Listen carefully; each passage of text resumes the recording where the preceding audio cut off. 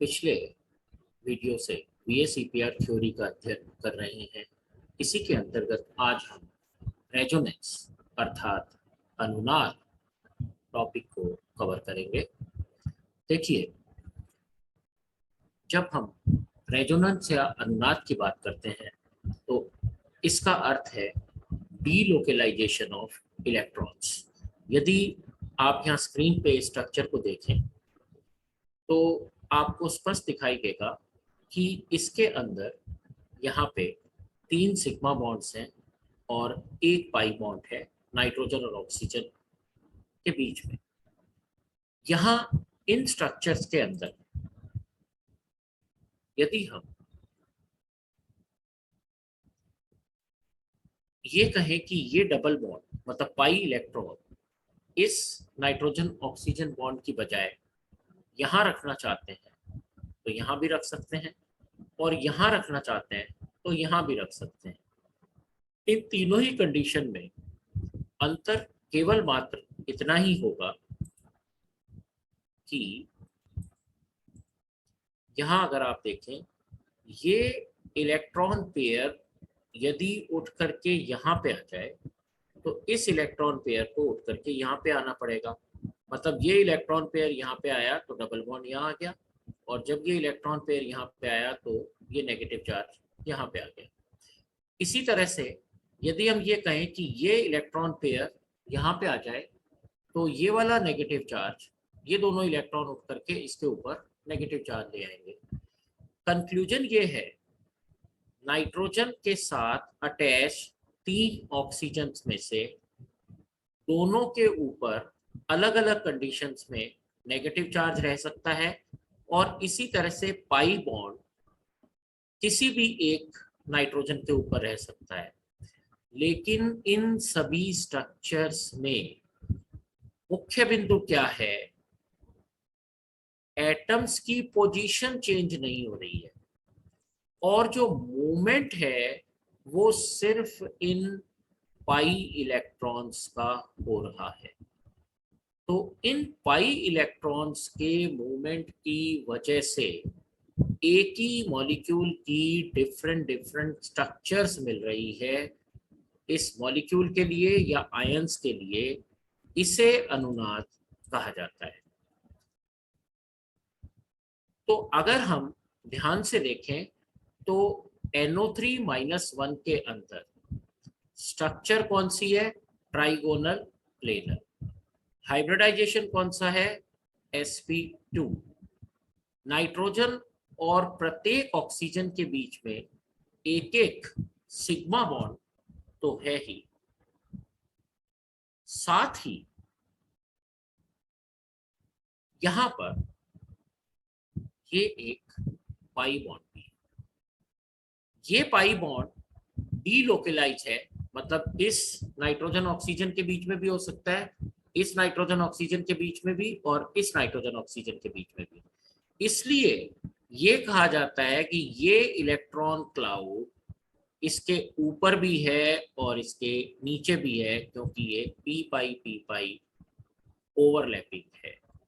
पिछले वीडियो में आपने ओवरलैपिंग का अर्थ देखा था, जिसमें हमने कहा था कि सिग्मा बॉन्ड होगा तो लीनियर ओवरलैपिंग होगी जैसे यहाँ पे, और पाई बॉन्ड है तो ये पाई, ये पी और ये वाला पी इस तरह से ओवरलैपिंग हो रही है तो ये पाई बॉन्ड बनेगा। और ये पाई बॉन्ड का एक नया रूप हो गया जिसे हम डीलोकेलाइज बॉन्डिंग कह रहे हैं। तो पाई इलेक्ट्रॉन्स लोकलाइज्ड नहीं है, एक जगह पर फिक्स नहीं है, ये तीनों ऑक्सीजन और नाइट्रोजन के बीच में डीलोकलाइज हो रहे हैं, उसके बीच में घूम रहे हैं। रेजोनेंस का ऑर्गेनिक केमिस्ट्री के अंदर एक बहुत अच्छा एग्जाम्पल आप सभी ने देखा है। इसे हम 1 मिनट के लिए दोबारा लेंगे और इसमें कुछ नई चीजें ऐड करेंगे। ये बेंजीन की बिल्कुल नॉन स्ट्रक्चर है जिसे हम कैकुले स्ट्रक्चर कहते हैं। मैं यहाँ पे आपकी सुविधा के लिए बेंजीन की एक तो स्ट्रक्चर और बनाता हूँ जो अगर आपको ध्यान आए तो एक ये स्ट्रक्चर भी बेंजीन के लिए संभव है। इसी तरह से एक और स्ट्रक्चर संभव है इस तरह से, और इसी तरह से एक और स्ट्रक्चर भी संभव है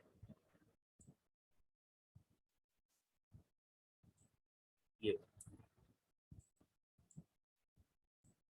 लेकिन बेंजीन के लिए मुख्यतः ये दो स्ट्रक्चर्स ही मानी जाती है। ये तीनों स्ट्रक्चर डिवार स्ट्रक्चर हैं और ये दोनों स्ट्रक्चर कैकुले स्ट्रक्चर हैं। बेंजीन की मुख्य प्रॉपर्टीज कैकुले स्ट्रक्चर के द्वारा समझाई जाती है, लेकिन कुछ प्रॉपर्टीज को डिवार स्ट्रक्चर से भी हम समझा सकते हैं। कैकुले स्ट्रक्चर को यदि आप ध्यान से देखें और इसका रेजोनेंस के हिसाब से देखा जाए, तब आप इस स्ट्रक्चर के लिए पहले इसको देखें तो ये पाई बॉन्ड पी पाई ओवरलैपिंग, पी पाई ओवरलैपिंग और ये वाली पी पाई ओवरलैपिंग। लेकिन ये वाली स्ट्रक्चर से यदि देखना चाहें तो ये ओवरलैपिंग और ये ओवरलैपिंग। ठीक है, मैं एक बार आपको इसके हिसाब से दिखाना चाहूँ तो क्या होगा, ये वाली ओवरलैपिंग, ये वाली ओवरलैपिंग और ये वाली ओवरलैपिंग। ठीक है, लेकिन यदि इसके हिसाब से दिखाना चाहें तो फिर ये वाली ओवरलैपिंग, ये वाली ओवरलैपिंग, ये वाली ओवरलैपिंग। लेकिन रेजोनेंस का क्या अर्थ है? रेजोनेंस का मतलब इनके बीच की स्ट्रक्चर होगी, मतलब ये ओवरलैपिंग इधर भी हो रही है और ये वाली ओवरलैपिंग इधर भी हो रही है। इसी तरह से ये वाला इधर भी ओवरलैपिंग कर रहा है और इधर भी ओवरलैपिंग कर रहा है। तो इस प्रकार से रेजोनेंस का मुख्य अर्थ क्या हो गया कि हम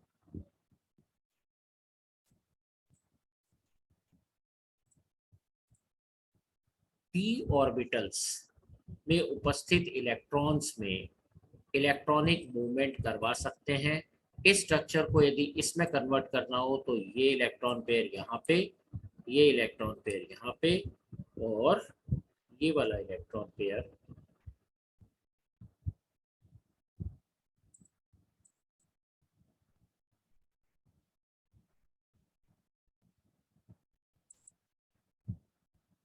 इस जगह पर आ जाएगा, तो ये वाली स्ट्रक्चर बनती चली जाएगी।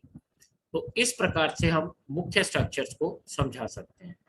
वास्तव में पाई इलेक्ट्रॉन्स बेंजीन के अंदर लोकलाइज्ड होते ही नहीं हैं, ये डीलोकलाइज्ड होते हैं और इसलिए ये डीलोकलाइज्ड स्ट्रक्चर बनती है। इसको आप देख सकते हैं। डीलोकलाइज्ड स्ट्रक्चर के अंदर अगर हम इसमें कहेंगे तो उसी तरह से ये वाला फिक्स और यहाँ पर ये वाला फिक्स, जैसा हमने पिछले स्लाइड के अंदर दिखाया था। लेकिन हम कह रहे हैं कि इलेक्ट्रॉन क्लाउड यहाँ पे मूव कर रहा है, इसके पूरे के ऊपर और इसके नीचे की तरफ।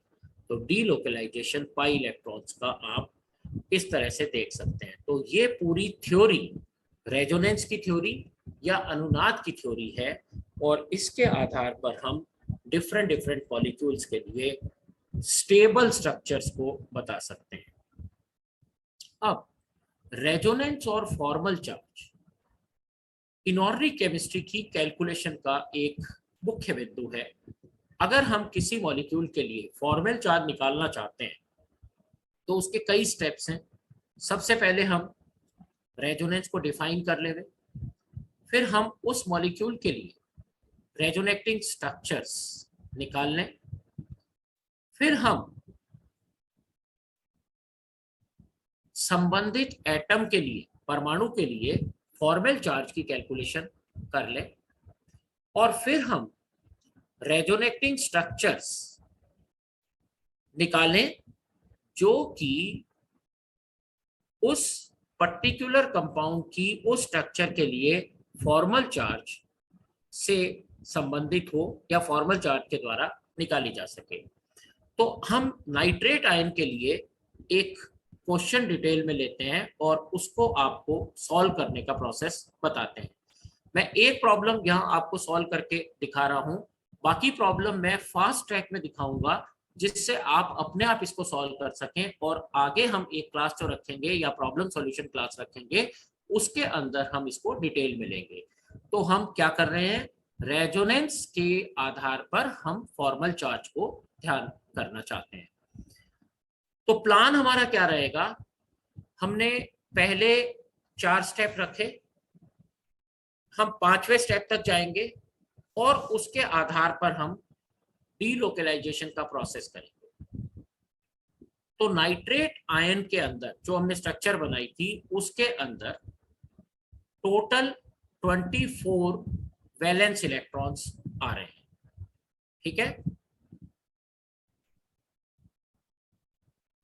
हम इसकी 3 रेजोनेटिंग स्ट्रक्चर पहले बना चुके हैं। तो नाइट्रोजन के अंदर एक ऑक्टेट नहीं है, इसके अंदर डबल बॉन्ड का प्रोसेस है, मतलब डबल बॉन्ड एक जगह पर आ रहा है और इसके ऊपर एक नेगेटिव चार्ज आएगा। इस तरह से दूसरी रेजोनेटिंग स्ट्रक्चर और इस तरह से तीसरी रेजोनेटिंग स्ट्रक्चर, ठीक है। अब आप ये देखें कि जो रेजोनेटिंग स्ट्रक्चर है उसमें इंपॉर्टेंट क्राइटेरिया क्या निकलेंगे। स्मॉलर फॉर्मल चार्ज, चाहे वो पॉजिटिव हो या negative, are preferable to large charges. More negative formal charge should exist on an atom with a larger electron negativity value। मतलब नाइट्रोजन और ऑक्सीजन में से नेगेटिव चार्ज अपने किस पे रखेंगे, ऑक्सीजन पे। पॉजिटिव आएगा तो उसको हम नाइट्रोजन पे रख सकते हैं। हालांकि इसमें 1-2 एक्सेप्शंस आएंगे, उसको हम बाद में बात करेंगे, लेकिन थंब रूल यही रहेगा, जनरल रूल यही रहेगा कि ज्यादा इलेक्ट्रोनेगेटिव एलिमेंट के ऊपर हम नेगेटिव चार्ज रखें।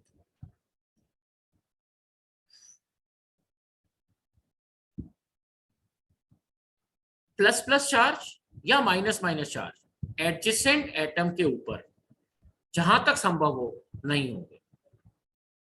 अब हम रेजोनेंस और फॉर्मल चार्ज को देखते हैं। Formal charge of an atom या किसी भी एटम के लिए फॉर्मल चार्ज किस फॉर्मूले से लिया जाएगा, valence electron equal to unshared electrons plus half of the shared electron. इसको आप 1-2 बार लिख करके प्रैक्टिस करेंगे। अब हम देखते हैं नाइट्रिक एसिड HNO3। HNO3 के लिए हर एटम के लिए हमें फॉर्मल चार्ज पहले निकालना होगा, जो हम इसकी लेवी स्ट्रक्चर से देख सकते हैं। तो हाइड्रोजन को यदि हम लेते हैं तो ये 2 इलेक्ट्रॉन यहाँ पे शेयर कर रहा है, तो एक बॉन्ड है इसका इसके अंदर, तो एक इलेक्ट्रॉन हाइड्रोजन का हो गया और दूसरा इलेक्ट्रॉन ऑक्सीजन का हो गया। तो न्यूट्रल हाइड्रोजन एटम में कितने इलेक्ट्रॉन्स होंगे, सिर्फ एक। इसलिए नाइट्रिक एसिड में हाइड्रोजन का फॉर्मल चार्ज कितना हुआ, एक एटम एक इलेक्ट्रॉन, तो 0, एक पॉजिटिव और एक नेगेटिव। अब देखें फॉर्मल चार्ज ऑफ ऑक्सीजन, ये वाले के लिए ऑक्सीजन के ऊपर 4 इलेक्ट्रॉन्स हैं इस कोवेलेंट बॉन्ड के अंदर, 2 इलेक्ट्रॉन्स इसके और 4 इलेक्ट्रॉन्स ऑक्सीजन के, और 2 इसके पास अनशेयर्ड इलेक्ट्रॉन्स हैं, और ये चारों के चारों किसके हैं, मतलब चारों इलेक्ट्रॉन्स या 2 shared pair, lone pair of electrons किसके हैं, ऑक्सीजन के। इसलिए टोटल नंबर ऑफ इलेक्ट्रॉन्स कितने हो गए, 2 तो ये वाले और प्लस 4, 6। सिंपल है, 6 ही रहते हैं ऑक्सीजन के अंदर वैसे भी। तो फॉर्मल चार्ज कैसे आएगा, इलेक्ट्रॉन काउंट ऑफ ऑक्सीजन कितना हुआ, 6। न्यूट्रल ऑक्सीजन में कितने होते हैं, 6। फॉर्मल चार्ज कितना हो गया, वापस इसका 0, ठीक है। अब आप इसको देखिए, फॉर्मल चार्ज इस ऑक्सीजन का, मतलब इसको भी छोड़ दिया हमने, इसको देखते हैं। Electron count 6, 4 electron from unshared, ठीक है, और जो बॉन्डेड इलेक्ट्रॉन्स है उसका हमने आधा कर लिया, तो 4 थे। तो ऑक्सीजन न्यूट्रल है उस पे इलेक्ट्रॉन कितने 6, तो फॉर्मल चार्ज वापस कितना आ गया 0। अब आप ध्यान से देख लीजिए, इसका भी 0 आया, इसका भी 0 आया और इसका भी 0 आया। अब आगे चलते हैं, इस ऑक्सीजन का फॉर्मल चार्ज क्या होगा। यहाँ पे इस पे इलेक्ट्रॉन काउंट करें तो 2 4 6 और एक ये वाला लेना होगा, तो कितने हो गए 7, 6 तो शेयर्ड पेयर वाले और half bonded electrons. Neutral oxygen में कितने 6, तो इस कंडीशन में एक्स्ट्रा इलेक्ट्रॉन आ गया, तो फॉर्मल चार्ज ऑक्सीजन का कितना हो गया -1।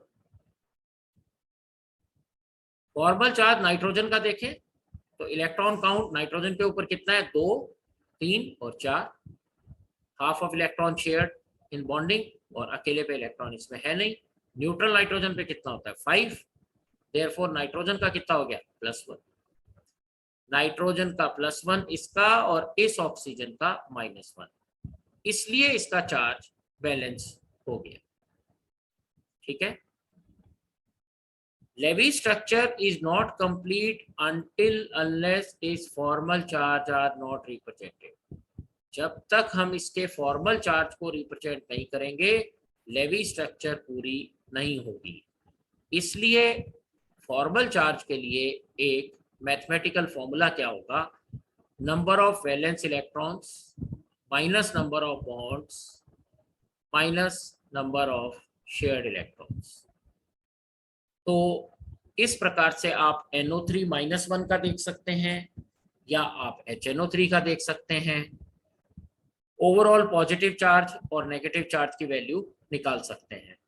आगे के जो वीडियोज होंगे उसके अंदर हम चार्ज स्ट्रक्चर्स ले रहे होंगे, तो चार्ज स्ट्रक्चर्स के अंदर हमें इलेक्ट्रॉन काउंट्स और फॉर्मल चार्ज लेने होंगे। तो आप इस कार्य को अपने आप एक बार करके देख लेंगे। जैसे अमोनियम आयन के अंदर आप फॉर्मल चार्ज कैलकुलेट कर लें, BF4-1 के अंदर आप फॉर्मल चार्ज कैलकुलेट कर लें। मैंने यहाँ पे आपको फास्ट ट्रैक में एक बार दिखा दिया है और आप इस तरह से फॉर्मल चार्ज को निकाल सकते हैं।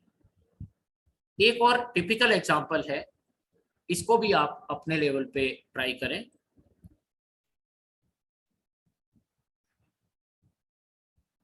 ये एक और बहुत अच्छा एग्जांपल है NCO-1 का। इसमें रेजोनेंस बनाना अपने आप में एक अच्छी एक्सरसाइज है। आप देख सकते हैं किस तरह से रेजोनेंस इसमें दिखाया जा रहा है। अब हम इसका फॉर्मल चार्ज यदि निकालना चाहें, आपको मैं आंसर के तौर पे यहाँ पे दिखा रहा हूं, लेकिन आप एक बार अपने हिसाब से प्रैक्टिस करें। देखिए ये इसलिए इंपॉर्टेंट है, मैं इसको थोड़ा सा पीछे ले जाता हूँ। ये 3 रेजोनेटिंग स्ट्रक्चर यदि हमने बनाई तो तीनों के अंदर फॉर्मल चार्ज इसका अलग अलग आ रहा है। इसी चीज को हम यहाँ पे एक्सप्लेन कर रहे हैं। हर रेजोनेटिंग स्ट्रक्चर के अंदर फॉर्मल चार्ज आपको अलग अलग दिखाई दे रहा है और आप देख सकते हैं कि कौन सी रेजोनेटिंग स्ट्रक्चर इसमें से कम स्टेबल होगी। तो फॉर्म बी और सी को आप देख सकते हैं, स्मॉलर फॉर्मल चार्जेज। तो मोस्ट इंपॉर्टेंट रूल 1 के अनुसार कौन सी होगी और इसी तरह से रूल 2 के अनुसार। तो इस तरह से आप देखिए कि रेजोनेटिंग स्ट्रक्चर्स और रेजोनेटिंग स्ट्रक्चर्स के आधार पर फॉर्मल चार्ज की कैलकुलेशंस के जो क्वेश्चंस हैं वो बहुत आसानी से आप इनको सॉल्व कर सकते हैं। अगले वीडियो के अंदर हम डिफरेंट आयोनिक स्ट्रक्चर्स जैसे अमोनियम आयन BF4-1 हमने जैसे पहले कहा, इनकी हम अलग अलग स्ट्रक्चर्स के बारे में डिस्कस करेंगे।